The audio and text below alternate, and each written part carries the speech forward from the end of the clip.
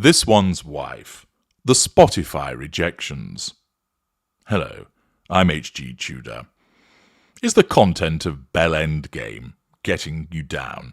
Are you bored of the so-called revelations which aren't actual revelations? Are you sick to the back teeth of This One's Wife's attempted smear of the royal family? Yes, well, you're not alone. And why not then have some different news about This One's Wife provided to you by GB News and an article by Dorothy Reddin, who reports Prince Harry and This One's Wife had so many ideas turned down by Spotify before deal axed. How unfortunate for them. They are clearly machine-like in their productivity. They're such prodigious individuals that are bastions of exciting prospects, ideas and projects. After all, only the other week, This One's Wife told us about the excitement that she felt as a consequence of other projects that are on the slate, while single-handedly failing to mention any of the said projects because they don't actually exist. The pair of them are layabouts. They're lazy. Harry has just been told, turn up there, say this, do that, and he has done so willingly throughout his life as part of a member of the royal family. This One's Wife always wants something for nothing. She wants to be paid big bucks for just turning up with her rictus grin. She believes that she's special and fabulous in herself, and that therefore that equates to being paid millions of pounds. Accordingly, it was hardly a surprise that Netflix were concerned about the low output and that ultimately Spotify said, Jesus Christ, you are so fucking lazy. All you've produced in 2 years is a shitty beige podcast called Arsey Wipes, where you've just taken a pot shot at all the words that have been used about you. People have been bored to tears and you didn't even conduct many of the interviews.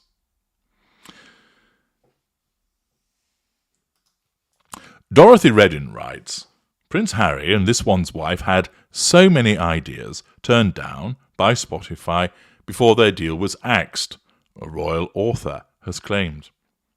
The Duke and Duchess of Sussex's deal with the music streaming service was axed in June 2023, after This One's Wife only released one podcast, Arsey Wipes, consisting of 12 episodes.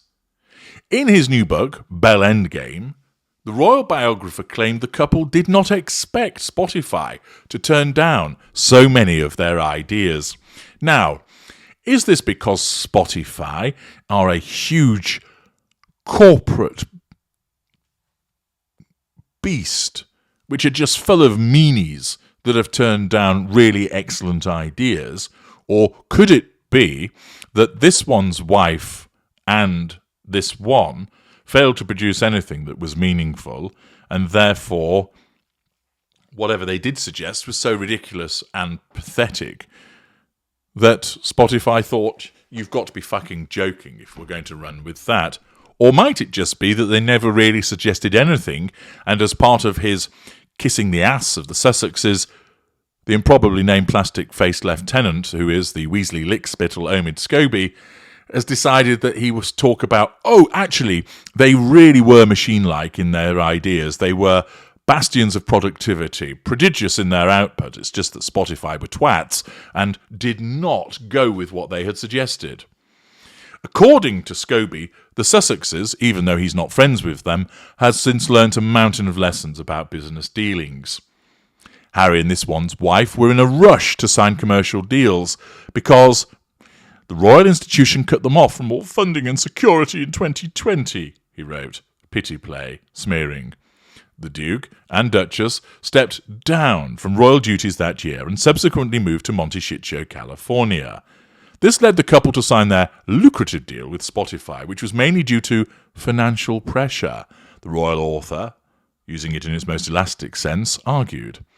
This One's Wife and Harry also signed a deal with Shitflix, which has seen them produce lots of content, really, including a self-titled documentary about their lives since stepping down as working royals.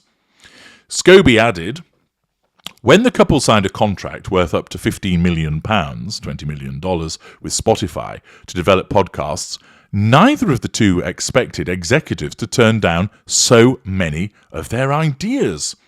The streamer, said a company source, was only interested in paying out for juicy goods that could generate major headlines and bring in subscriptions. What, you mean, in other words, create business?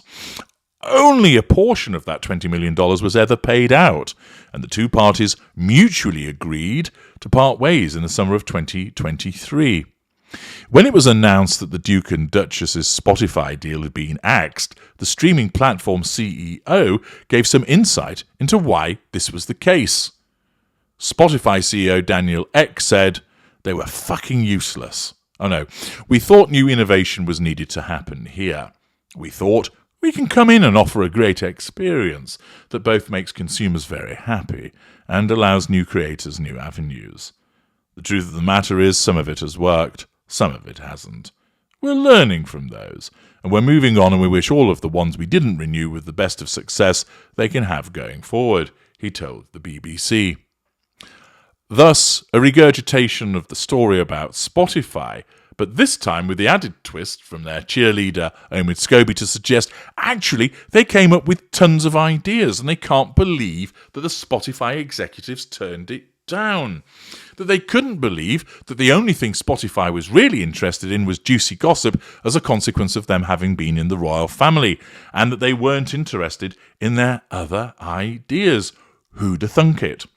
Well, as a consequence of extensive research on your behalf, your glorious narrator has actually been able to unearth many of the ideas that were put forward by Harry and this one's wife, which were cruelly and so harshly turned down by those Spotify executives.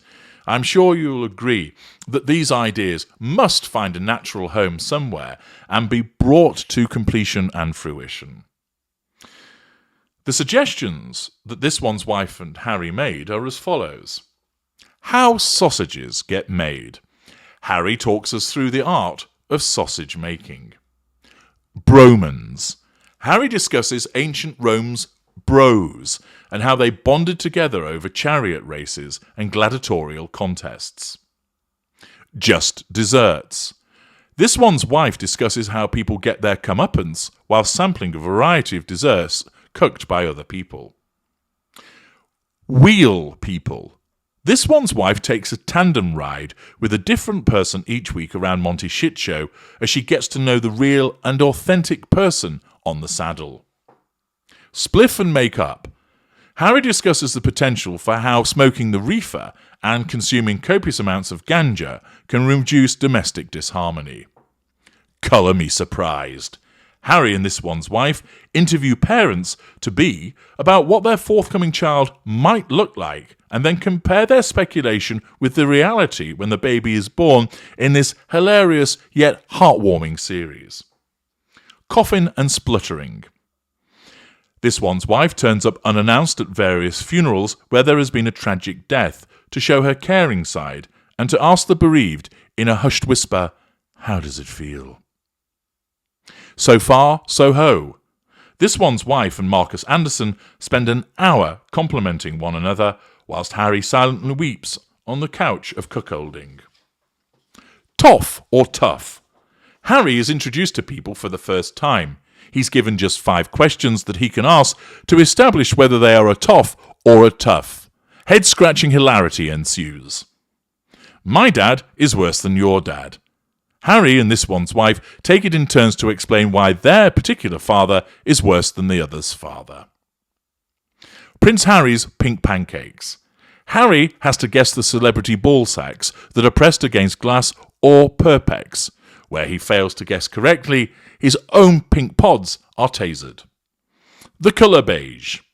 This one's wife discusses famous works of art as if they were reimagined in shades of beige, camel, magnolia and sand, with added commentary from Lawrence Llewellyn-Bowen. Foul tonight. Foul thoughts. Harry provides us with his philosophical musings and insightful takes on life while sat amongst the rescued chickens. Home Alone.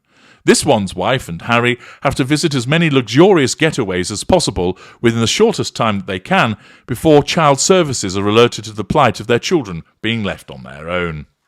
I'm sure you'll agree that those are excellent suggestions and that at some point they really ought to see the light of day. I'm HG Tudor. Thank you for listening.